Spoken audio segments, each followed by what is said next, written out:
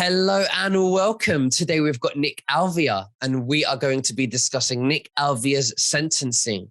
Now, just before we begin, you can subscribe to our Telegram channels and to nicholasveniamin.com for my free email updates. And if you're watching this for the first time on YouTube, I will leave the link below in the description for the full interview, unless, of course, myself and Nick can choose our words wisely due to the insane censorship that's happening right now. Nick, thank you for joining me, sir. How are you and what have you been up to? Yo, I'm good. Thanks for having me on again. This is my favorite show to go on. What have I been up to? Well, I've been sentenced. I've finally been sentenced. It took a year, and the result is exactly what I thought would happen, but I feared the worst could happen, and it didn't, thankfully. So absolutely. Yeah. Now, there are people watching this for the first time. And as we know, the Capitol riot, was orchestrated by the dark side. I'm trying to use my words wisely so we don't get censored. So I'm using more descriptive words. And it was orchestrated by that side. And you were a victim and used as an example for propaganda. And it was all over the mainstream media. Before we go into your sentence, why don't you give us a little background of what happened on that day? Perfect. Yeah. Okay. So for those who have no idea who I am, and for those who know who I am, you're going to get a continuation. But for those who don't know, my name's Nick. I've been making movies for 2.5 years, specifically along the red pill documentary genre, waking people up. I call them educational resources. I started off on YouTube and I blew up pretty quick. And then on October 15th, they nuked everybody. And all those influencer channels that were challenging the narrative got nuked on that day twice, one at 8 a.m., one at 2 p.m. I was in the second wave.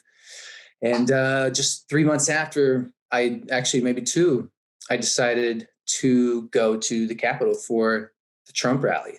And I hadn't been to a Trump rally ever. So this was my first one. And my first one ended up turning into me capturing a lot of history that I didn't think I was going to capture. I didn't go there thinking I was going to, climb the Capitol building. I went there to see Trump, and it was an okay rally. It was really long. And then the whole wave of people started to head toward the Capitol. And before I knew it, I looked up and there's a ton of people climbing that building. And I was making a movie at that time, Pervywood 9, Volume 1. And I filmed the whole thing. And because I filmed the whole thing, it really got me out of trouble. There's a lot of people still in jail right now who technically, if they had filmed it, they wouldn't be in the situation they are in now, which is really depressing. If you think about it, it was a year that I had an ankle monitor on, and then I finally got sentenced. They're waiting in a cell right now. Still, a year later, they can't really take care of themselves, like their face, like their beards, their hair, they're growing out wild. They don't have the ability to even cut their hair when you think about it. And then there's a lot of fighting that's actually going on in that cell or in the bay where all the January 6ers are. So I'm blessed to be out, and I'm blessed to be making movies while I'm out. And the sentencing happened, and the U.S. government tried to get me 45 more days in jail. I spent 45 days in jail. I went through 4 jails, and I've got stories for days about what I experienced and what I learned. But right now, it's boiled down to probation. I was sentenced to 2 years, man, of probation. The entire sentencing felt like a scene from 1984. It wasn't balanced at all. It felt very brainwashed on one side, and to a point where even the terms misinformation were being tossed around. The U.S. government was saying, Your Honor, we understand that if he goes on probation, it might be very difficult for them to monitor all of his podcasts. He does about 8-hour podcasts. Now, that was me like a year ago. I don't do that much anymore. And he says, yeah, but we can handle that. And we think it's better that we have an eye on him as opposed to giving him 45 more days because afterwards we can't do probation. We can't do both. And then she's like, well, it's going to be really hard to monitor so much of his misinformation. And it was weird to hear that because we have freedom of speech. People can decide for themselves. And for them to say that and for the judge to let it slide, to not even defend the freedoms that we have and to just agree, freaky. That was really, really freaky. And then he said, do you even know how many people died on that day? And I brought up how many, because really there weren't 5 people that died that day. There might have been 2. The other people died later from heart attacks because they were unhealthy. It wasn't because of the Capitol. So they're really turning this into something it's not. And yeah, well, thankfully now I don't have an ankle monitor. I'm free in that regard, and I'm on probation. Should be all right, you know.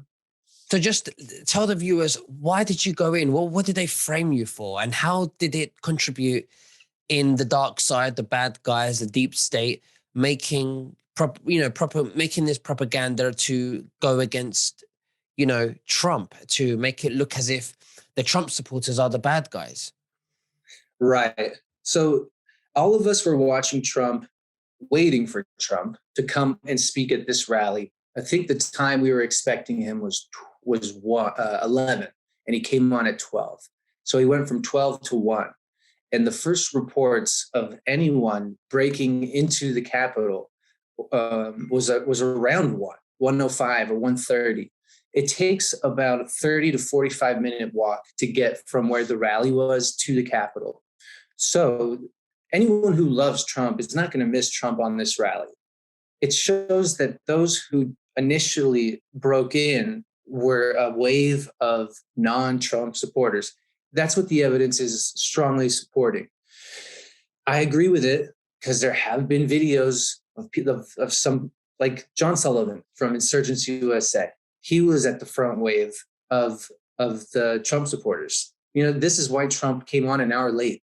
Trump came on an hour late. We all waited an hour for Trump, just talking to everyone around us, for him to come on. And maybe it was to be strategic so that we would know exactly later on. The timing of everything mattered. And so John Sullivan is reported on video yelling, burn the building down, burn it down, burn it down. He's wearing a Trump hat. He's not a Trump supporter. It was a brand new red MAGA hat. And I think he went to jail just for a few days, came out, went on Anderson Cooper and shared footage. And I think that was it. He was fined $80,000, I believe. And that's it.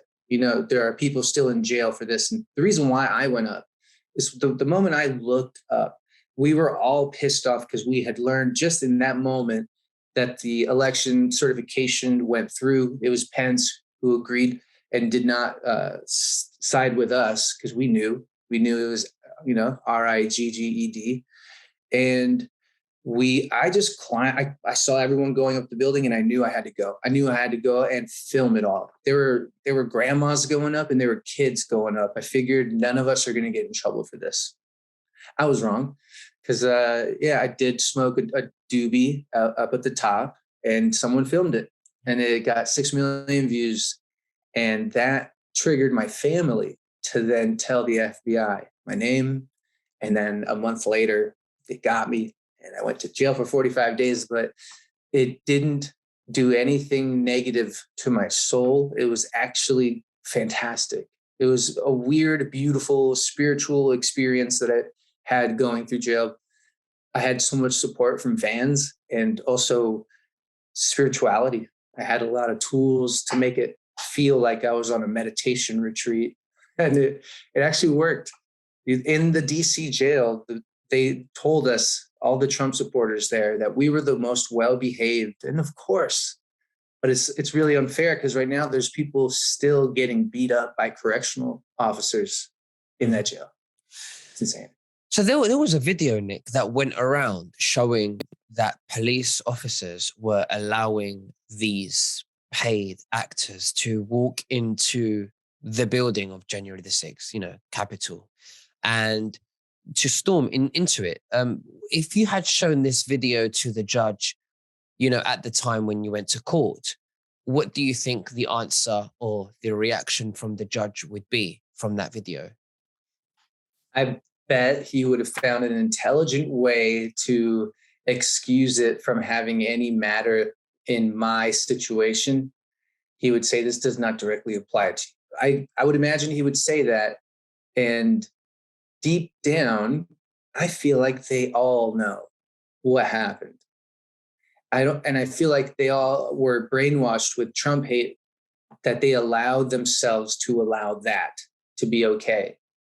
I could see it in the judge's face. Throughout the whole time, the judge felt kind of stale and very reserved. And then on the very last day on the sentencing, I saw through him, it felt like, and I saw this soft, sad individual who was almost like playing a role.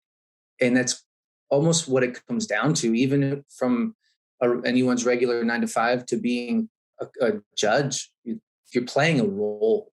And I could tell he didn't like the role he was playing. I think that's happening to a lot of people.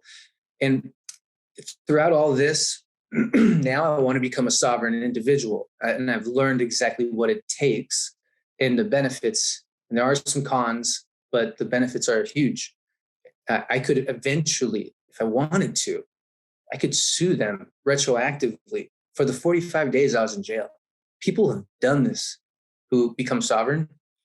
22 minutes in jail, someone sued and got 1.5 million back once they were sovereign.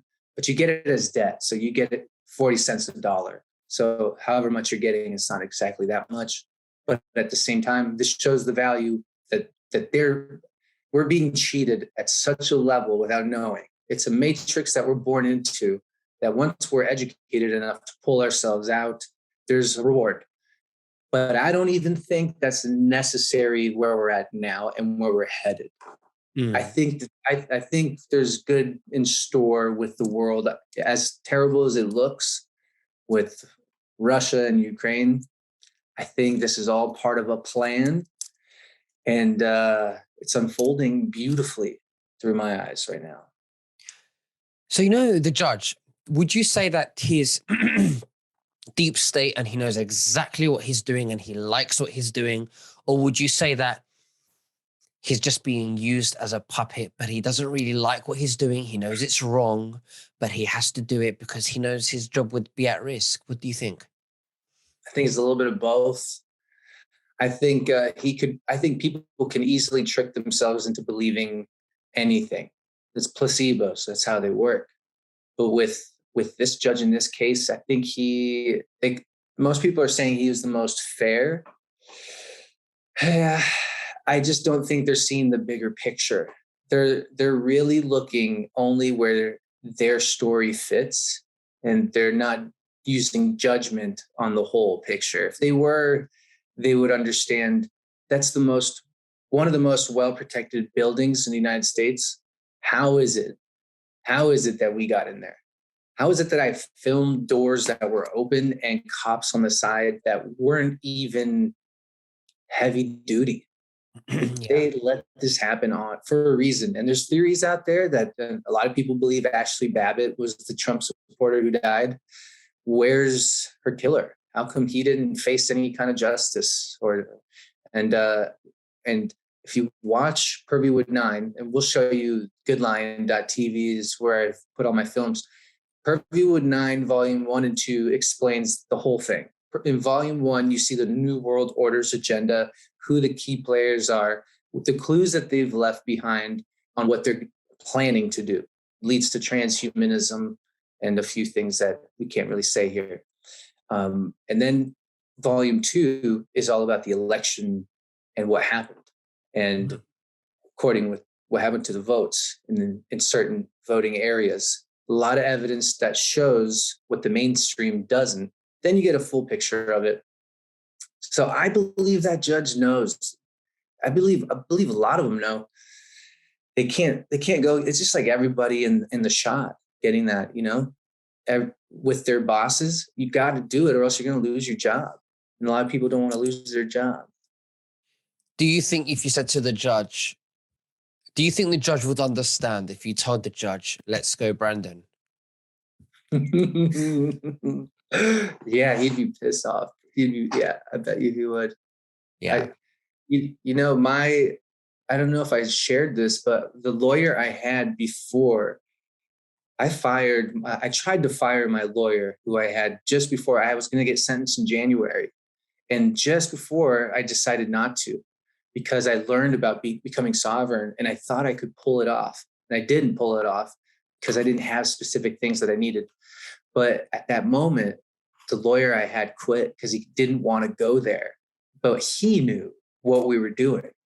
And so when I exposed the cards that I had to him, his reaction was very interesting, because most lawyers, when they see that you know about sovereignty and how this whole entire court system is really an allegiance to the crown and not to myself or any other individual, we're last in line basically for their allegiance. So they serve others before us and they're there to serve us, but they're not. Anyway, my lawyer quit when he found out that we were trying to pull this sovereign stuff, which was a big sign. And then my next lawyer after I could feel that he was a Trump supporter, like deep down, which made me feel really good. I had a conversation the other day, Nick, with this person, and when someone's not aware of the things that we discuss on my and yours platform, you sort of tell them bits and pieces, like the government, people. For an example, I said to her, people that there's corrupt politicians who hide behind the name of democracy, who are communists, and they want to censor us, like YouTube and many other platforms.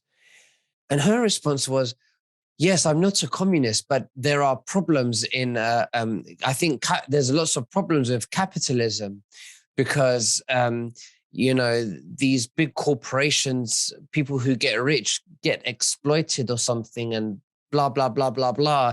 What do you think about that? Like, what is that person thinking? What would you say to someone like that? Exploited? That's what I would say right away. What are they trying to say? People get exploited when they reach a certain level of success. Is that how you interpreted it? Well, something like that. Quite couldn't understand what she was saying because I don't know how her brain's wired up. It's because they are victims of the mainstream media. I mean, I don't know. It's all I call it macaroni cheese in Greek. Everything's in and out. Yeah. Right. But I said to her that a lot of these corporations that are huge, like Disney, Microsoft, Apple, Nike, Coca-Cola, a lot of the CEOs or a lot of the stakeholders are people who are partnered with other people in government. Okay. People involved in government. And maybe this is the why that they have this illusion that capitalism is bad. But again, capitalism isn't always, it's another deep state machine that's controlled, like we have communism is controlled opposition. Maybe the whole system's bad. What do you think? What's your take on communism and capitalism? I really like what capitalism does for the motivation, and it gives people the desire to want to be something that they're not and gives them the ability to do it. And everything has its flaws, but so far I'd prefer living in a capitalistic world than anything else. I'm excited for technologies and there has to be a way of figuring out government and control first so that you can have a fair game in the capital world. When you look at it now, I think maybe this is what the perspective might have been. Think about Facebook and when it first came out, and Twitter, and it was fantastic. We're all connected all around the world, yay. But then we become dependent upon it, and then all of a sudden they can do whatever they want. You have Elon Musk, who's able to turn off all of Tesla's vehicles in Russia, all of Russia's Tesla's vehicles, which is absurd. We become dependent upon technology, and then if the powers that be control that technology, they can just disconnect us. So I could see where Okay. it's got pros and cons. Yeah. So my answer was that, if anybody works hard and they're ambitious, yeah, and they could become rich. There's nothing wrong with becoming rich, as long as what's bad is if you use your money in a bad way to harm people. That's bad. And, you know, it depends on the individual. It depends on their character, what they do with their money. But I can Yeah. see your point as well. I mean, that is a good point with becoming so successful. But they end up becoming corrupt anyway, because we have the deep state there saying, well, you're this big now. If you don't join us, we'll drop you. Yeah. So And that's what they're looking at and saying, well, capitalism is bad. Because if you've got a big company like Facebook and you're clean, right? You're clean. You're not sold out to the deep state. You're clean, and you're doing it the right way. You want to look after your customers. You don't want to just shut them down and do bad things towards them. That's only when the deep state gets involved. And maybe this is what they're not aware of. And that's why capitalism looks bad. What do you think? yeah, I agree. I could see that.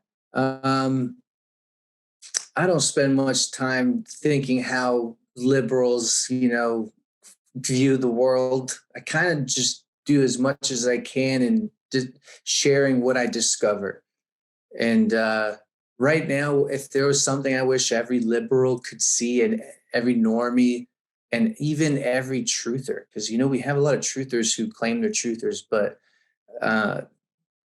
there's so many levels to it. There's so many levels to being aware of what's going on. But right now, I feel like, do you know about devolution? I do. That's got to be my next movie. And I've been researching, and there's plenty of other articles and films even about it.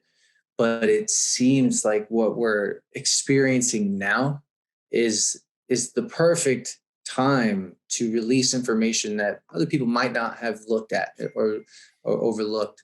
So, yeah, I mean, Sure. there's hope, man. I feel like we're really going to see something spectacular soon. Yeah. Like the SWIFT banking system has ended, and most people don't realize what that means. That means the dollar's going bye-bye. That means where the dollar used to have its backing over petrol, because the dollar is fiat. And the only thing that they had a backing of was that the petrodollar, every gas everywhere was purchased with the US dollar. But now that's ending. Now that means the dollar has less and less value, incredibly. Now other countries are going to start buying oil without the dollar. Now, when that happens, things are going to get worse, but it can only get better. And what do you think they'll be buying the gas with, or the oil with? If they're not buying it with dollars, what would they be buying it with? Good question. Apart from gold. I mean, I'm only thinking gold here, but what do you think? It depends. I'm not sure. I'm not an expert in it, but right now from what I've looked at, I just know having precious metals, XRP, that's the route to go right now. And it feels like, for example, I have a friend who's had his hand on the pulse for this, on this for a while. Here's what he's noticing. He's noticing that the letters that he would get from his bank are no longer in full caps when they're referring to his name. That strawman entity is now being spelled correctly without full caps. Something subtle as that is a clue. And then there was a very interesting video that went out that was a truther had a visit from the FBI. They came to his house and they said, hey, your neighbor said that you're an extremist of some sort, that you're a Q, whatever, blah, blah, blah. And he goes, yeah, what's the problem? And then they tell him that they're doing a routine maintenance, just checking up on everybody and just looking into him. And he's like, well, what do you guys want to know? And they're like, well, we can't tell you much. And he's like, well, then what's this all about? And they're like, well, we're just coming to check you out. Maybe it was intimidation. But this guy asks, all right, can I ask you a question? Who's the president of the United States? And they say Donald J. Trump. So then he kind of understands what's going on a little bit. And then they say, we're going to be letting you know of what to do in a couple of weeks. He's like, what? And he eventually has a phone call with his friend after they leave. And the friend lets him know that he has insider knowledge that the financial system around the United States have been in a 6-month training to transfer over into a new system. It's basically the QFS. So, did you say, sorry, please carry on. Sorry. No, yeah, it's just the last thing I was going to say is it's not necessarily called the QFS to them. This is what is something very similar. So the principle might be QFS, Nasara Jasara, whatever you want to call it, but they might not call it that. Stay away from this propaganda and boycotting and all of these things that the media has destroyed, like the term Illuminati, and then Donald Trump has had to rebrand them as the deep state. So it could be along those kind of thinking. So yeah. I remember watching a similar video like this, or the same video. I think I came across it too. And the man said that a few influencers will be contacted, and he wasn't able to say exactly what he was asked to do. Do you just want to tell us what you might think that might be? I don't exactly know, other than, okay, they might give him information that they would like for him to spread. That's because of they're aware of his network, that he is a podcaster, that he has a lot of fans or followers. So I would imagine it's a guideline into possibly what is happening, what can be said, and how to help once it gets rolled out. I think that might be it. Do you know the gentleman's name? Do you know this influencer's name? I don't know his name. Do you know what's very funny, Nick? I don't even know his name either. And he says he's an influencer. I have no idea. That's where it baffled me a little bit. Right? Wasn't that a bit baffling? I mean, I don't know anybody that's interviewed him. I mean, I might be embarrassed. I mean, I might be embarrassing myself if I don't know, and I should know. I thought the same thing. I was like, who is this guy? And the camera tricks, they could pull anything off now. They could pull something off like this. The other side could trick us into getting excited, into believing these things by making videos like this. Video trickery is at its max right now. We're looking at pictures of Biden, video even of Biden that doesn't appear edited. It's taken from the moments on TV, and you can see there's glitches. There's times where you don't see Joe Biden's forehead or the top of his head. There's times where you see possibly a thing that peels off a mask. What are we seeing in these days? I don't think we're even seeing Biden. It doesn't look like real Biden. This whole thing is a show, it feels like. No airplanes, no Bidens. I mean, this is the Matrix. Yeah. This is the Matrix right now. That's exactly what we're in. And I think that's going to be the biggest shocker.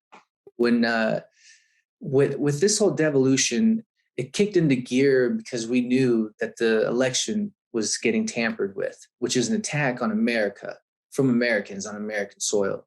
So then you have to take essential government functions, make sure they survive. And so you have to recruit specific people from each sector of that government and let them know what's going on and make sure that they're not a mole, and making sure they're not against America also. So this is what Trump did at the very end of his term. And right now he's, under the radar, going around doing rallies, but for a while was under the radar. That was a shadow government. And that shadow government is carrying on. And this is why Putin has told Biden that he's not president of anything. He told him that on a phone call. That he's like, you don't have any power. You're not a president of anything. And I feel like Putin is one of the OG truthers. And I just looked it up. I think it was 2016. Putin was telling one of his advisors that the queen wasn't human, that she was reptilian. He sounds like us. And he's been an advocate against the child sex trafficking. Ukraine has been a nest of for all of that kind of corruption. So when you look at it, it's looking like Putin is kind of the good guy in this whole thing. And there's a lot of people who are said truthers. When you just look around the whole entire world and see who is on Team Ukraine, it's everybody that we've pointed out from the deep state, from George Soros to Hillary Clinton to Elon Musk. A lot of people believe in Elon. I don't believe in Elon. Well, we just have to wait and see. I mean, it's really confusing. I mean, I'm even confused. I don't know. I'm really confused about Elon. Let's talk about devolution, like we have now, because it's the art of war. This is what this is about. Shadow governments, art of war, the 5-dimensional chess game. For me, the situation with Ukraine has ended the crisis that we've had. The lockdowns and all of that, that's like ended that by getting rid of those labs. So it kills two birds in one stone. It's amazing. Let's talk about devolution and also Good Lion, what you're working on now and why the viewers need to watch on what you're working on now and what you're exposing. Rock on. Yeah, so if you guys don't know Good Lion TV, the link is down below. Nick has his link there. If you're thinking about subscribing, go yearly. It's worth it. Or you can do monthly. So why Good Lion? Right now there's 400 plus Red Pill documentary films on there. About 100 are original, produced myself, along with a few others. That's the exclusive. That's what you pay for. But if you want to come and binge on some of the most popular Red Pill series, or let's say you want to wake up your mom or your dad or whoever, take them there, sign up for a free account. You can watch whatever. So a lot of good stuff there. All right. So the work I'm doing now, do you want to show this later or do you want me to share screen now? How do you feel? I mean, what do you want to show? I'll show the site, kind of show the updated website. Do that. Go for it. Sweet. All right. Check it out, family. This is if I were able to give birth, this is it. This is how I had a baby. So check it out. This is Good Lion TV. This is the front page. If you can access all Good Lion films by just clicking there. I've added a new category for the newly added. And then this right here is from one of my favorite, Mr. Truth Bomb, which is Putin versus the Deep State. It's a great deep dive on exactly how we ended up in that situation. My film is almost like a sequel to his, where I'm going to explain devolution as it has been by popular folks like Patel Patriot. And I'm looking forward to making that. But check it out. I make all kinds of movies, from Escaping the Simulation. Are we in a simulation? Blast Off. It's a film about DMT, dimethyltryptamine. That's the spirit molecule. All the way to The Last President, Weird History. That's one of my favorites. That's the whole Trump time travel theory. But then if you click around, you can see I've continued the Purveywood series on Mother Teresa and on Stephen Colbert. This one was actually one of the latest, and that ties in with Fauci. And then we have the Gates series, and then a lot more. So it's just, this is the front page. What we have coming up in the next week is The Lizard King. So we're doing a deep dive on Jim Morrison, the MK Ultra, who his father was. His stuff goes deep. And then again, if you just want to watch free films, once you end up at the bottom, you're taken here to the Red Pill Cinema. And this is where you can watch anything from Jordan Maxwell, Fall of the Cabal, seasons 1 or 2, John Levy, Warrenon, the Flat Earth series, fantastic. Mr. Truth Bomb, Mouthy Buddha, Forbidden History. All this stuff gets taken off the internet often. So if you ever want a place where you can find it, Good Lion. So how do you sign up? You just go up to the top, subscribe/join. It's a message from me. No plans available. I don't know why that's there. I need to fix that. That's actually a shocker for me to see. There we go. Let's see if it comes up. There we go. But yeah, so there you go, guys. If you want to be a Mug Club member, it's $72. If you want to invest, all the investors we have currently, thank you. And then also, there you go. It's $48. I recommend it. But Wow, this has been my baby, and now I make a movie about every 3 weeks. Sometimes it's every 2 weeks, and then I release 4 projects a week with another content creator. Well, that's amazing. That's like the Netflix of truth. Ooh, You know, that's amazing. I like that. Yeah, the Netflix of truth. Nick Alvear, it's been great. Thank you so much for, you know, sharing that with us and your sentencing and devolution and the documentaries you're working on. Is there anything else that you'd like to say to the viewers before we finish? Hang in there, buckle up. I think this is the halfway point of March Madness. So what we have coming ahead, who knows what it entails? Is it the death of the dollar? Is it China and Taiwan heating up in action? Will we see more death to the deep state? Remember, in Ukraine, Russia has, in a symbolic fashion, burnt down their Tower of Babel. There was a small tower there of Babel that they were able to burn down as a symbolic message that the deep state is dead. So hopefully the next time we talk, there's more evidence of this. And hang in there, everyone. Don't lose hope. Well, Nick Alvear, thank you so much. And we'll speak soon again. God bless you. Bye-bye. See ya.